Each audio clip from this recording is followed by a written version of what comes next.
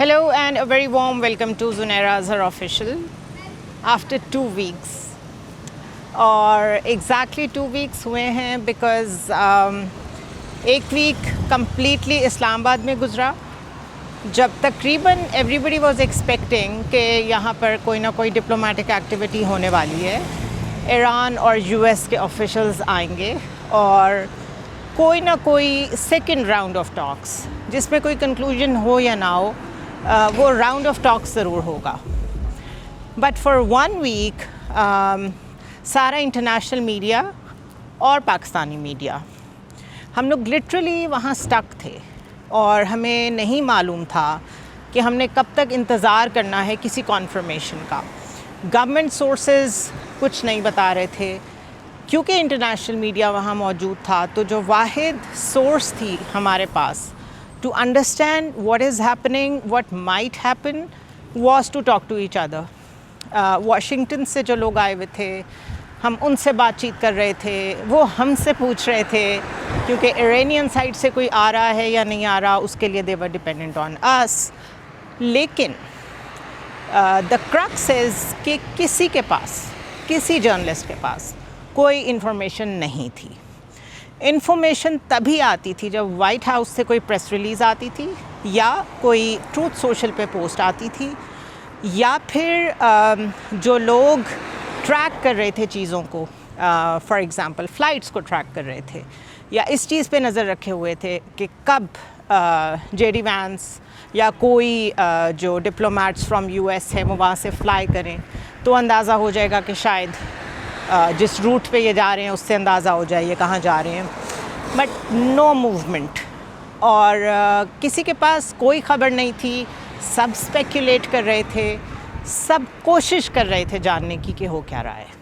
So my experiences कि जब state आपको कुछ ना बताना चाहे या कोई इस तरह की टॉक्स, कोई इस तरह की डेवलपमेंट हो रही हो जिसमें हर साइड खामोश रहे, तो जर्नलिस्ट के पास बहुत कम मार्जिन होता है कि वो ये क्लेम कर सके कि उसके सोर्सेज हैं.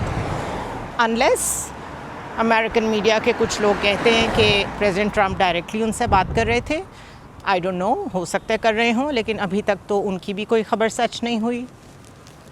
इसी तरह Iranians are extremely tight lipped और पाकिस्तान ने भी, मैं स्टेट की बात कर रही हूँ, इसको बहुत खामोशी से परसू किया और अभी तक कर रहा है. रीज़न क्या है? रीज़न ये है कि ये कॉन्फ्लिक्ट बहुत खौफनाक है. इसमें टेंडेंसी है कोई एक बड़ा वाक़या, कोई एक ऐसा एलिमेंट सामने आ सकता है जिससे सिचुएशन फिर किसी के हाथ में भी ना आए.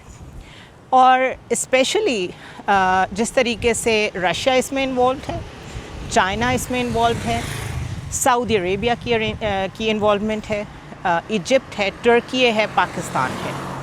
इस सारे ब्लॉक की मैक्सिमम कोशिश है कि चीज़ें डी एस्केलेट करें. दूसरी तरफ एक ब्लॉक है जो है तो 1 से 2 मुल्कों का, इज़राइल एंड UAE. वो बिल्कुल इससे ऑपोजिट चाहते हैं. दे डू वांट कि ईरान को एक दफ़ा इतना डैमेज कर दिया जाए. आप जो प्रेसिडेंट ट्रंप के अल्फाज हैं, उन अल्फाज में आप सिविलाइजेशन को तो नहीं ख़त्म कर सकते, ये तो सिर्फ बातें हैं, ज़ुबानी आप कर सकते हैं जितनी मर्ज़ी करना चाहें. लेकिन हाँ, हमने देखा है कि आप कंट्रीज़ को इतना डैमेज कर दें, इराक़ को देखें, लीबिया को देखें, सीरिया को देखें, और वहाँ पर अपनी मर्ज़ी की रजीम ले आएँ, तो फिर वो कौमें दोबारा खड़े होने में शायद डेकेड्स लेती हैं. सो इज़राइल एंड UAE, इन दोनों की कोशिश है कि ईरान को एक दफ़ा इतना डिस्ट्रॉय किया जाए कि दोबारा से उसको अपने उस लेवल पे आने में कम से कम 1 से 2 दहाइयाँ लग जाएं जिस पे वो आज है. दूसरी इम्पॉर्टेंट रीडिंग मेरी ये है कि इस सारे मामले में प्रेसिडेंट ट्रंप ने US को एक ऐसे मामले में उलझा दिया है जिसमें से निकलना उनके लिए मुमकिन नहीं रहा. वेदर वी लाइक इट और नॉट, एक बहुत बड़ी मेगा बेस है. मैंने क्योंकि इंग्लिश प्रोग्राम स्टार्ट किया है अपना एक्सप्रेस 24/7 पे, जो कि इंग्लिश लैंग्वेज चैनल है एक्सप्रेस न्यूज़ का, اور وہ بھی ایک وجہ تھی کہ میں وی لاگس نہیں کر پا رہی تھی. بہت مشکل ہوتا ہے نیا شو لانچ کرنا، اینڈ اسپیشلی پاکستان میں انگلش لینگویج چینل کا لانچ ہونا، اس کی ریکوائرمنٹس ڈفرینٹ ہوتی ہیں، کافی محنت ہوتی ہے. سو آئی ہیو ڈن دیٹ، اور اب وہ ریگولر ایئر ہو رہا ہے. اس پروگرام کے ذریعے میری جتنی انٹرنیشنلی لوگوں سے بات چیت ہو رہی ہے on TV and off camera, اس میں دیر از اے بیس جو سمجھتی ہے کہ پریزیڈنٹ ٹرمپ ایران ایک ایسا ایول ہے جس کو ختم کر کے ایک بہت بڑا کام کر رہے ہیں. اور یس، یہ جو منترا ہے کہ ایران کے پاس نیوکلیئر ویپنز نہیں ہونے چاہیے، یہ وہ بیس بالکل مانتی ہے، اس میں بلیو کرتی ہے، اور وہ اس وار کو سپورٹ کر رہے ہیں. اگر ایک مثال کے طور پہ آپ اس کو سمجھنا چاہیں تو پیٹ ہیگزت کو دیکھیں. پیٹ ہیگزت کو ٹریک کریں، وہ کیا سٹیٹمنٹس دیتا ہے، وہ کس طرح ڈیفینڈ کرتا ہے اس وار کو، تو آپ کو سمجھ آ جائے گی کہ جس میگا بیس کی، ریپبلکن بیس کی میں بات کر رہی ہوں، وہ کون لوگ ہیں اور وہ کیسے اسے سپورٹ کرتے ہیں. پیٹ ہیگزت نے سینٹ میں بیٹھ کے الٹا جو لوگ اس سے کویسچنز کر رہے تھے کہ ابھی تک آپ $25 بلین 2 مہینے میں اس جنگ پہ لگا چکے ہیں، how do you justify that, وہ ان کو جواب میں کہہ رہے تھے کہ آپ کا ایسے سوالات کرنا is anti American, it's a treason, یہاں تک کا ورڈ انہوں نے یوز کیا. سو اس جنگ کے جو لیئرز ہیں اور ٹیئرز ہیں وہ بہت پھیلی ہوئی ہیں، ان کو سمجھنے کی ضرورت ہے. جب آپ کو اس کا سائز پتہ چل جائے گا تو یو ول انڈرسٹینڈ کہ کسی ایک جرنلسٹ کے پاس اگر کوئی انفارمیشن ہو بھی تو ضروری نہیں کہ اس انفارمیشن سے اس کانفلکٹ کا حل نکل آئے. میں نے آج سے 3 سے 4 ماہ پہلے ایک وی لاگ کیا تھا جس میں نے یو اے ای کے کردار پہ جو وہ مڈل ایسٹ میں پلے کر رہا ہے بہت ڈیٹیل میں بات کی تھی. اور یمن میں جس طریقے سے اور بھی جگہوں پہ بہت ایک نیگیٹو رول پراکسیز کی شکل میں وارز کو اور کانفلکٹس کو لانچ کرنے میں یو اے ای نے پلے کیا ہے، وہ پلے بک بالکل ویسی ہی ہے جیسے اسرائیل کی ہے. ناؤ آپ کے سامنے ہے کہ اوپنلی اوپیک میں سے ایگزٹ کر لیا ہے یو اے ای نے. یوں سمجھے کہ جی سی سی کنٹریز جو کہ ایک باڈی سمجھے جاتے تھے، یو اے ای کے نکلنے سے اس میں کریکس آئے ہیں. اور یو اے ای کا ایک بہت پرانا خواب تھا کہ اوپیک کیونکہ ایک خاص لیول سے آگے آئل پمپ نہیں کرنے دیتا اور اپنا ایک میکنزم جو اس نے دنیا میں تیل کی ترسیل کا رکھا ہوا ہے اس کو مینٹین رکھتا ہے، اس کا بہت پرانا خواب تھا کہ ہم اس سے بہت زیادہ پمپ کر سکتے ہیں تو کیوں نہ کریں، اور اگر اس سے زیادہ جتنا ابھی کما رہے ہیں کما سکتے ہیں تو کیوں نہ کمائیں. تو فائنلی اس کانفلکٹ کی جو ٹائمنگ ہے اس کو اگر آپ ذہن میں رکھیں، اور اس سے پہلے جو یمن میں ایک شپمنٹ یو اے ای کی گئی تھی جس کو بمبارڈ کیا تھا سعودی عربیہ نے یہ کہہ کے کہ اس میں ویپنز ہیں، اور ہم یمن سے جو تھریٹ فیس کر رہے ہیں، جس ایک خاص ساؤدرن ٹرانزیشنل کاؤنسل کو یو اے ای سپورٹ کر رہا ہے، یہ اس کے لیے اس شپمنٹ میں ویپنز ہیں، اور اس لیے سعودی عرب نے اس کے اوپر بمبارڈمنٹ کی اور اس شپمنٹ کو تباہ کیا. تو اس سارے سیناریو کو بہانہ بنا کے this was a perfect timing for U A E to سے کہ ہم جی سی سی کے ساتھ مزید نہیں چل سکتے، لیکن انہوں نے اس کے لیے جو پہلا قدم لیا ہے وہ اوپیک سے باہر نکلنے کا لیا ہے. ناؤ آپ کو بہت جلد دیکھنے کو ملے گا کہ یو اے ای اور اسرائیل یہ مل کے ایران کے اوپر مزید حملے کریں گے. شاید ابھی نہ کریں، شاید ابھی بھی کریں، اور ایک بہت میجر رول پلے کریں آج سے 6 ماہ بعد، 1 سال بعد ایک اور راؤنڈ آف وار میں آپ کو یہ دونوں اکٹھے ایران کے خلاف ملٹری آپریشن کرتے بھی نظر آ سکتے ہیں. سادہ الفاظ میں یو اے ای اور Israel and Washington they are completely aligned, اور دوسری طرف سعودی عربیہ جو کہ لیڈ رول میں ہے قطر کے ساتھ اور باقی کنٹریز کے ساتھ مڈل ایسٹ میں، اس کی میکسیمم کوشش ہے کہ ایران کے ساتھ کم از کم ورکیبل سلوشن کی طرف جایا جائے. وائی؟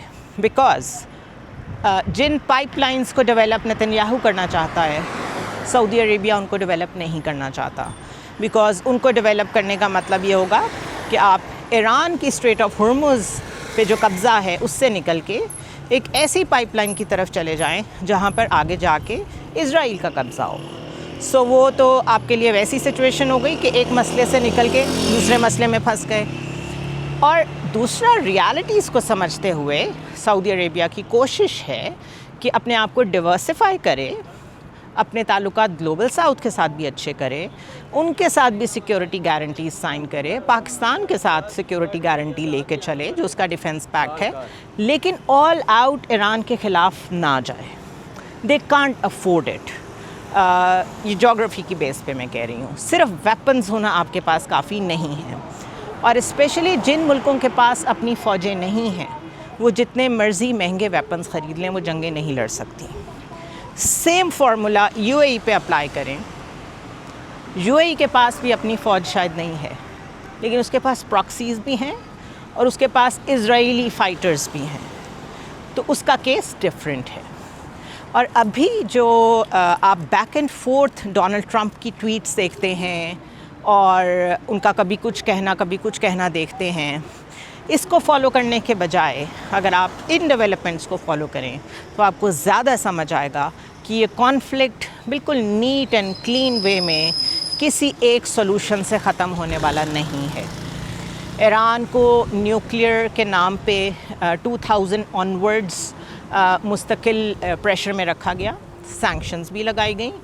JCPOA کا معاہدہ امریکہ کے ساتھ نیوکلیئر معاہدہ تھا, سائن ہوا, اوباما نے کیا, لیکن پریزیڈنٹ ٹرمپ اپنی پچھلی ٹرم میں اس کو کینسل کر کے اس سے یونیلیٹرلی باہر نکل آئے, اور آج وہ کہتے ہیں کہ مجھے ایک اور ڈیل چاہیے, اپنی مرضی کی اور اچھی ڈیل چاہیے ود ایران.